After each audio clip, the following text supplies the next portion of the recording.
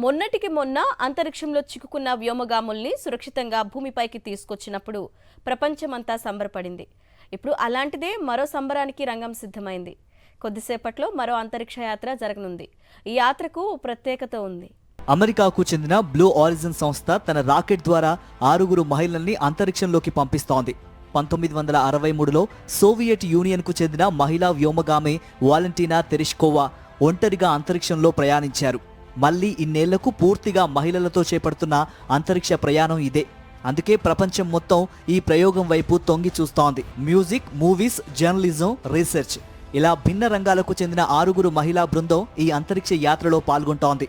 వీళ్ళు అంతర్జాతీయ అంతరిక్ష కేంద్రానికి వెళ్లడం లేదు. భూ వాతావరణాన్ని దాటి గురుత్వాకర్షణ శక్తికి దూరంగా భారరహిత స్థితిని అనుభూతి చెంది తిరిగి భూమిపైకి వస్తారు.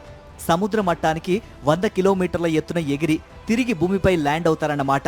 ఈ మొత్తం ప్రక్రియ కేవలం 11 నిమిషాల్లో పూర్తవుతుంది. వీళ్ళంతా భూమికి 100 కిలోమీటర్ల ఎత్తులో ఉన్న కర్మన్ రేఖను దాటుతారు. భూ వాతావరణానికి చివరి కేంద్రం, అంతరిక్షానికి ప్రారంభ స్థానంగా ఈ కర్మన్ రేఖను చెబుతారు. కర్మన్ రేఖ నుంచి మరో 300 కిలోమీటర్లు ఎత్తుకు చేరితే అంతర్జాతీయ అంతరిక్ష కేంద్రం వస్తుంది.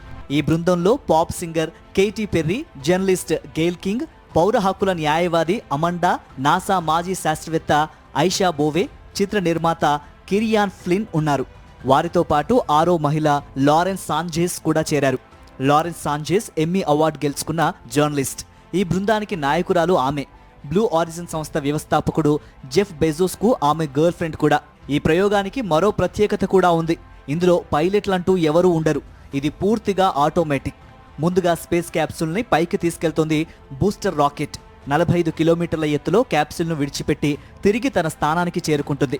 అక్కడి నుంచి ఆటోమేటిక్ స్పేస్ క్యాప్సూల్ కర్మాన్ రేఖను తాకుతుంది. స్పేస్ స్టేషన్ నుంచి క్యాప్సూల్ను నియంత్రిస్తారు. అలా కర్మన్ రేఖను దాటి కొద్ది నిమిషాలు భారరహిత స్థితిలో ఉంటుంది క్యాప్సూల్.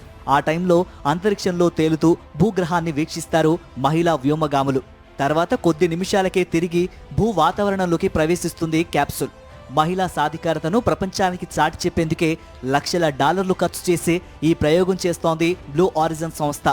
ఈ ప్రయోగం ప్రజల ఆలోచన విధానాన్ని మార్చడంతో పాటు భవిష్యత్తు తరాలకు మరింత స్ఫూర్తినిస్తుందని సంస్థ చెబుతోంది.